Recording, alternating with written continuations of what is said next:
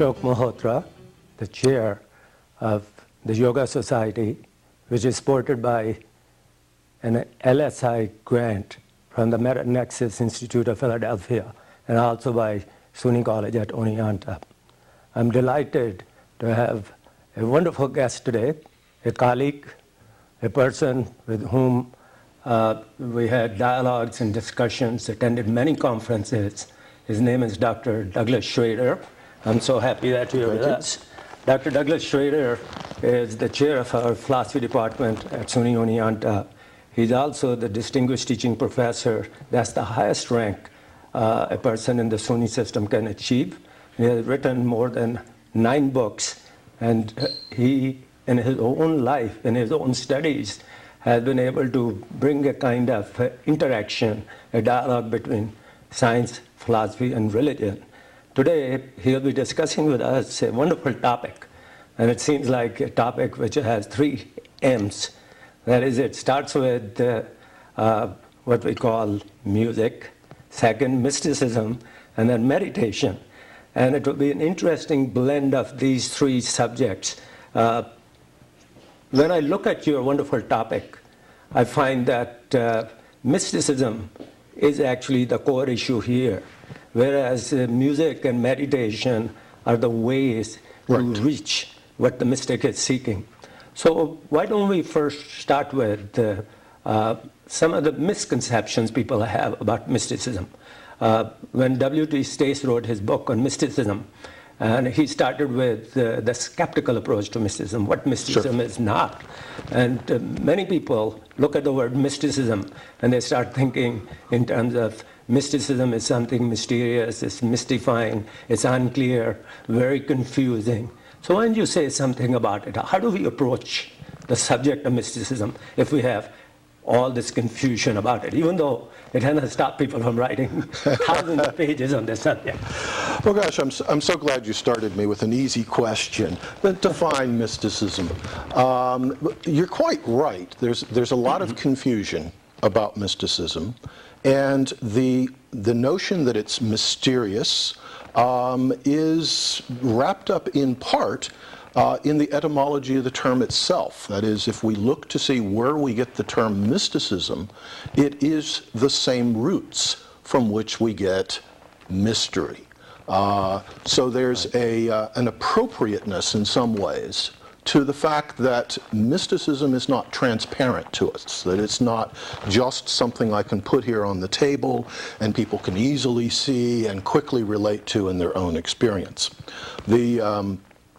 The root of the term, in terms of the Greek from which the Latin derives, means to close the eyes or equally the lips.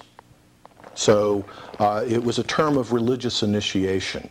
And it very much refers to, on the one hand, that which cannot be seen, and on the other, that which cannot be said, or perhaps even that of which one should not speak. Mm-hmm.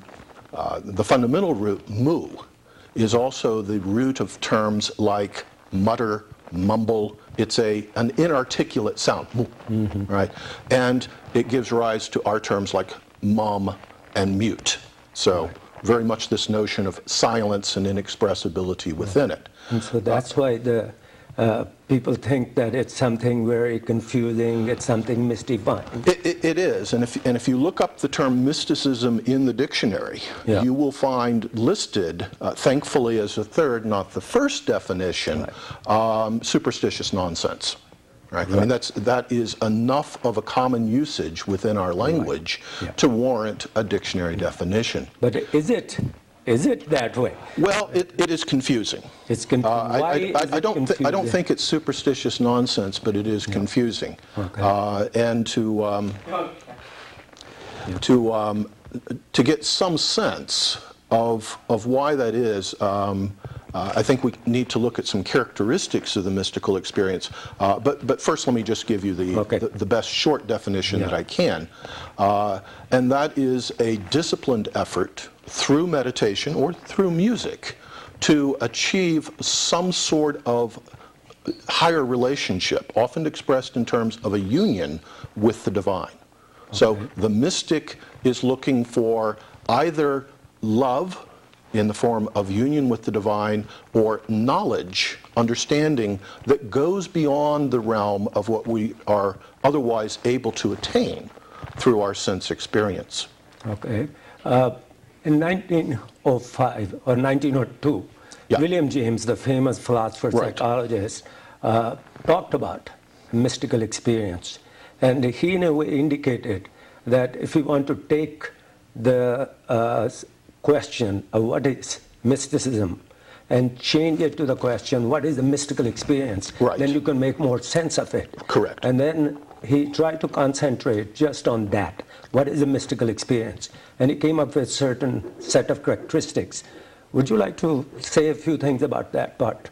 Sure, that's an excellent question. You're quite right. William James was an extraordinary individual, as much of a scientist, a psychologist, at the cutting edge of that discipline as he was a philosopher. And what James believed was that we could bring to the study of religion many of the same sorts of techniques that we had used at that point in time, and of course this is now 100 years later, but many of the same techniques that we'd used for studying other phenomena. And so if you were going to study mysticism, it was just too amorphous. You couldn't quite get it. But if you wanted to study particular mystical experiences, which are, if you will, the bricks out of which the structure of mysticism is composed, then you could be more precise. And so what he asked for were identifying marks. What are the things, the characteristics of which you would identify a mystical experience? If, for example, we wanted to define a cup, part of what we would look for might be a handle on the side. And then we'd realize, well, maybe not all cups have handles on the side. It's a common characteristic. That one does not. Some sort of a cylindrical shape. Okay, that's a little closer, but some cups are very broad, much more like bowls, right? But all cups have the property of being able to contain liquid and being of sufficient size that they can be picked up with the hands available to the human being in this case, and used to drink liquid. Right. So they have to hold liquid, they have to be used in such a way that you can drink it. Right. And that he saw as the scientific approach, as opposed to the philosophical discussion such as Plato might have had of what is the form of cup, right? But rather, for James, what are the distinctive identifying characteristics? And for mystical experience, he came up with two primary ones that he didn't think we could do without.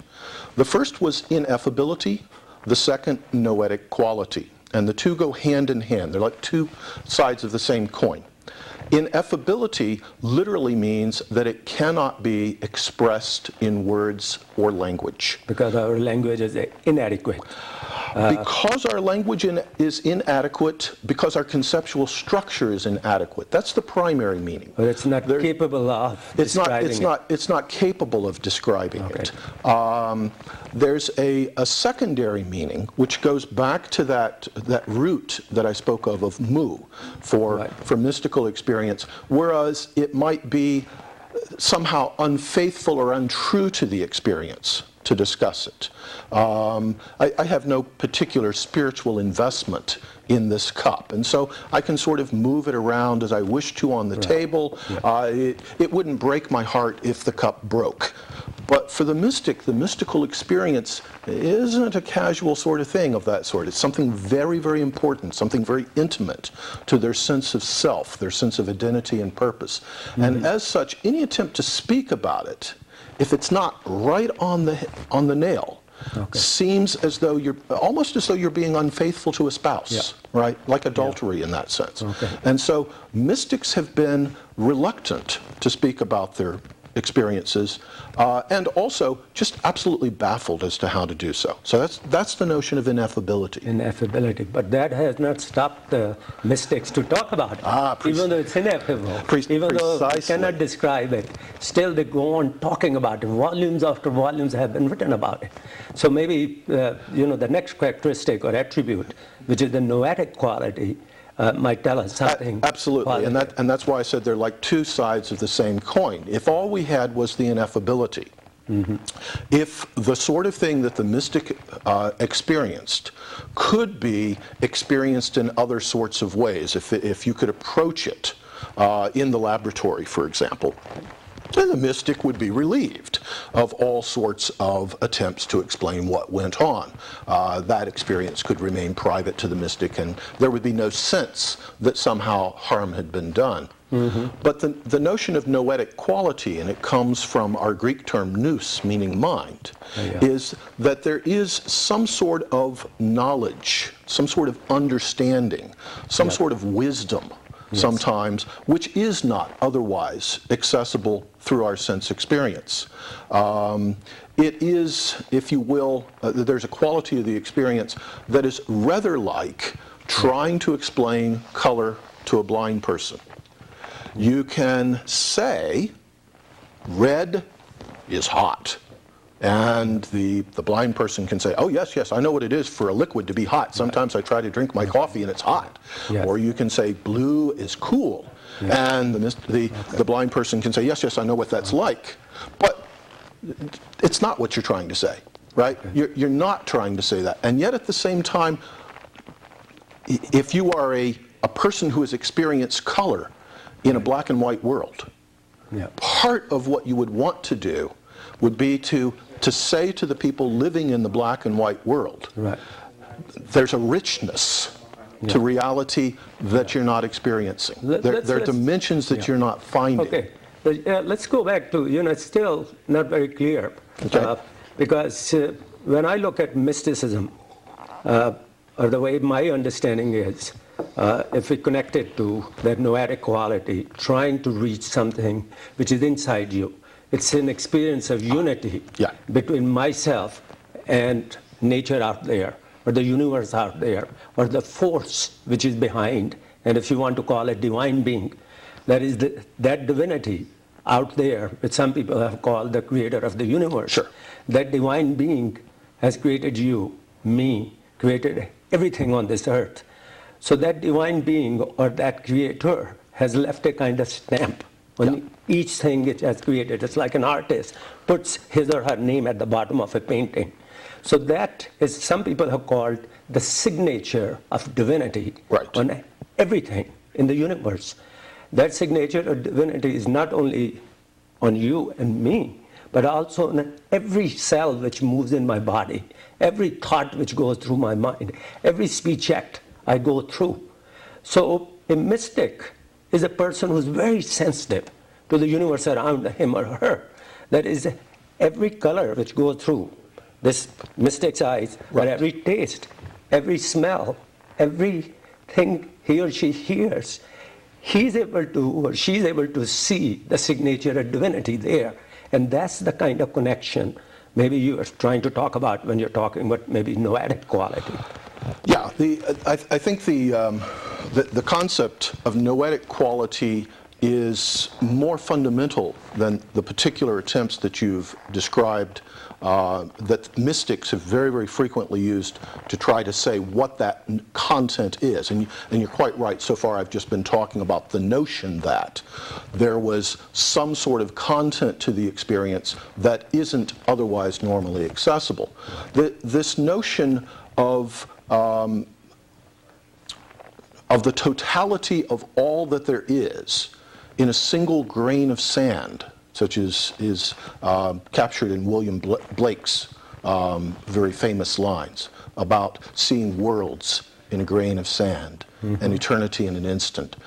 This is very much a part of what mystics throughout the entire world and over history have said again and again, that the experience itself is a type of timeless or eternal moment, that what we normally take to be differences of time and space are but illusions. And that if you could understand a single flower, right, like Tennyson's flower in a wall, if I could pluck it out root and all, and understand it in its totality, then I would, in the concluding line, know what God and man is. That by studying the flower, I would come to be able to know myself. I would be able to come to know God. And by that same reason, and this goes back to the notion of looking internally, and the reason that meditation is very often a method of choice, is that by reflecting inwardly, I'm able to discover, if the mystic is right, the nature of God, the nature of the entire world. Right. That actually connects to what I was thinking, that we have mystics in the West, we have mystics in the East, and in almost every religion, we have some kind of core mystical experience or mysticism discussed, or maybe earliest revelations of the founders were really called mystical revelations or intuitive revelations. Yeah. And if we put all this mysticism of East and West together, we can actually bring it together under two categories. One is the introverted mysticism, another is the extrovertive. And when we say extrovertive mysticism emphasizes that the mystic is able to experience that his essence or her essence, which makes him or her a human being, is identical with the essence of the universe. Or essence. Sure. So it's an external, extrovertive kind of connection. And in that mystical union, in that kind of, you are soaked into. It's like you are like a drop of rain, drop of water, which is separate as it is moving down, and then finally it falls into the ocean or falls into the lake, and it merges. It's that kind of union, which is the extroverted mysticism. Then there's another kind of mysticism. When I say other kind, another kind of emphasis is given that I am able to see unity between myself and myself. I'm able to go take this inward journey, which you call meditation, makes us to take the journey. You go through your sensations, through your perceptions, through your feelings, through your passions. You go beyond to your imagination, to your memory, to your ego. And then you find at the core of your being lies that divine spark. And the mystic is able to see unity between himself, herself, and that. And that unity, which takes place inside, is again expressed as being the experience of supernal bliss, ecstasy, joy. So both of them, though one is the extrovertive, another is the introvertive, but both of them are talking about the same thing, that unity between you and that outside essence, you and yourself, leads to the supernal bliss. In Sanskrit, it's called ananda, total joy, unalloyed joy, as Tagore said a long time ago. Okay, so I just wanted you to see how meditation is connected to or makes possible this experience, whether it's introverted or extroverted, and how music also makes possible. Some people have said music is the language of the mystics. That's the approach which the mystics take. Well, I'm not sure that's a single question, but yeah, let me give you some quick responses. Just make a comment. Responses to parts of it, and if I don't hit the notes that you wanted, we'll come back to it and try it again. You're quite right that when mystics try to express whatever it is that they experienced within the mystical experience, right, that noetic quality, and they're confronted with this problem of ineffability, that they will very, very frequently talk about the relation of self to other, particularly a divine other, and those become the external form of it.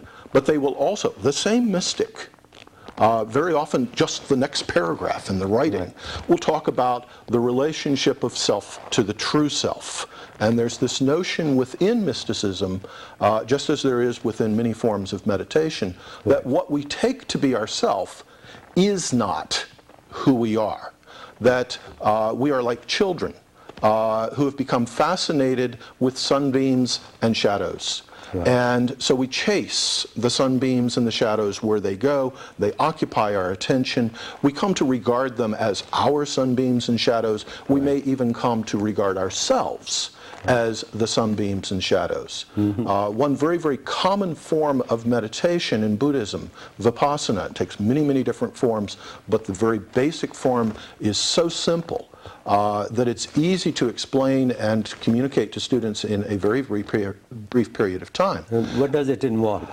It involves witnessing, if you will, standing back from the sunbeams and shadows, in my analogy, the thoughts and emotions that play across the canvas of the mind and the heart, and not chasing them, right? So normally if I have a thought, gosh, I'm thirsty, my inclination is either to go and get something to drink, or to say, oh, maybe I shouldn't raise the cup now because, you know, that gets in the way of the camera and that kind of stuff. Right. And I start chasing the thought.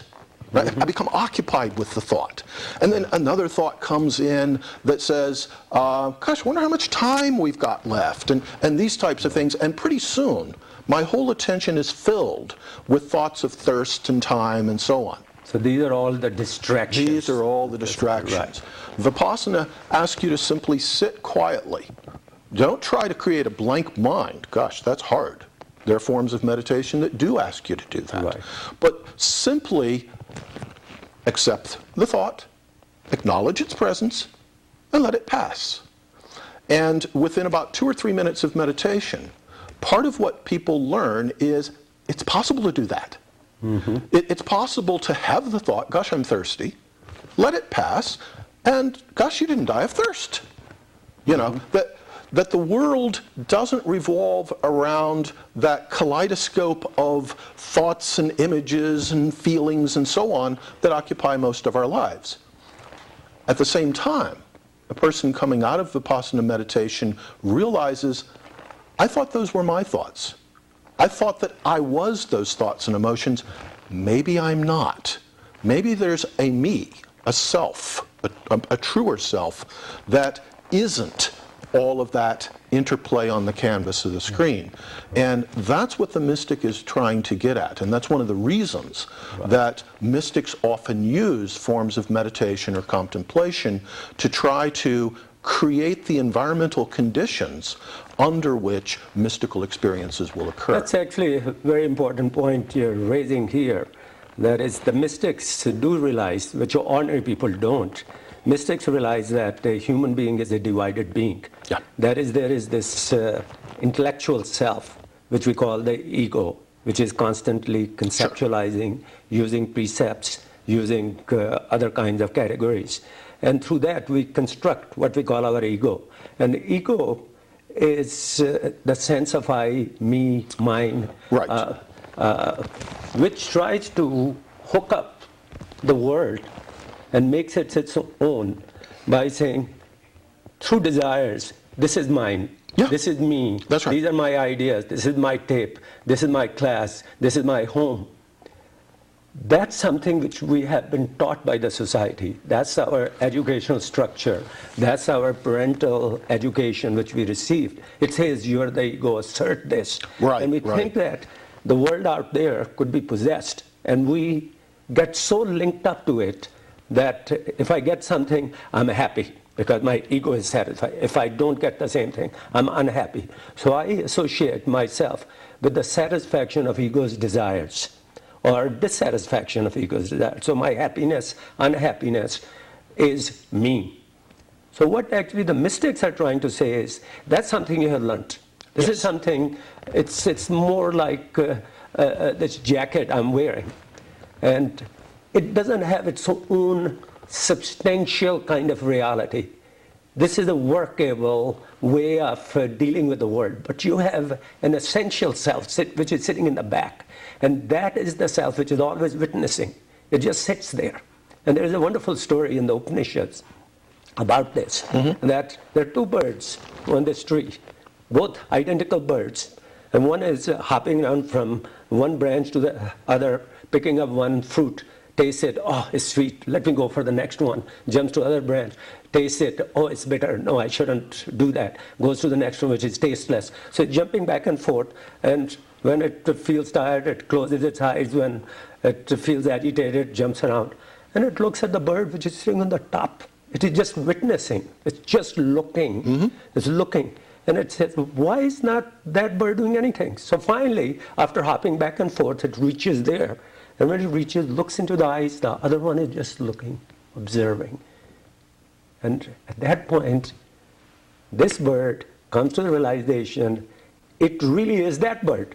The Yes. one which is witnesses thought that it was this one which is agitated and hopping around. So our ordinary consciousness, our ordinary ego is like this bird which jumps around, is driven by all these desires of something pleasant, something unpleasant, something indifferent. Yes. And that witnessing consciousness is always in ecstasy and joy and so forth. And that's what maybe the mystic is trying to get at.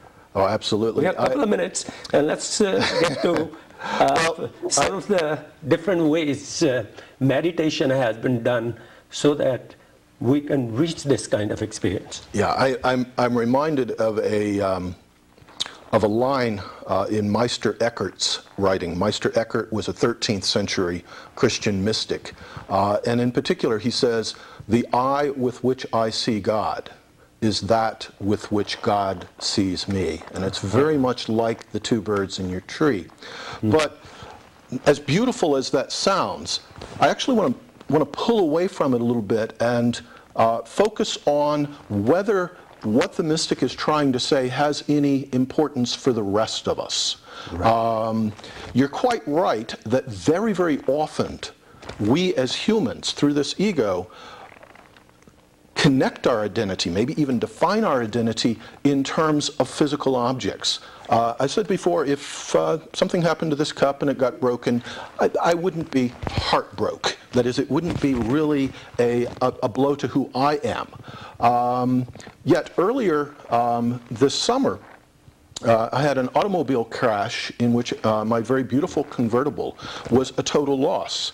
And it was hard, much, much harder than it would have been if I'd have dropped this cup. Exactly. Not to feel as though, in some sense, that was part of who I was. And a piece of what the mystic tells us is that you can move away from that type of identity. You can realize that your true self isn't that. And then that connects to the next point, and that would be the connection between people, which leads to compassion and so on. The normal response, if you were to reach over and take this cup and drink from the coffee, might be that you had intruded into my space, taken my coffee, and so on.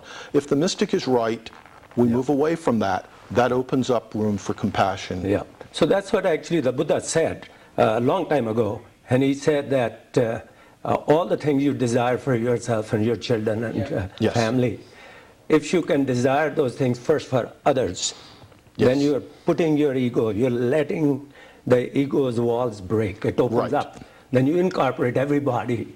And then once the ego falls apart, then the unity is established. That is, you feel the same passion for others as you feel for yourself, and that becomes compassion, that becomes love. And that's what actually meditation or Vipassana is teaching us. That's what the mystic is seeking. We are the children of the same earth. We are the brothers and sisters, not husbands, wives, and all that. Of course, that's a role we play, but we are made from the same blood, same cell, same divine spark. That's what the mystic is seeking, through which unity among us will be established. Oh, absolutely. So, thank you very much. Thank you. This was wonderful. It's been my pleasure. Wonderful. Thank you again. Yeah, thank you. Yeah. So this is actually good. Time goes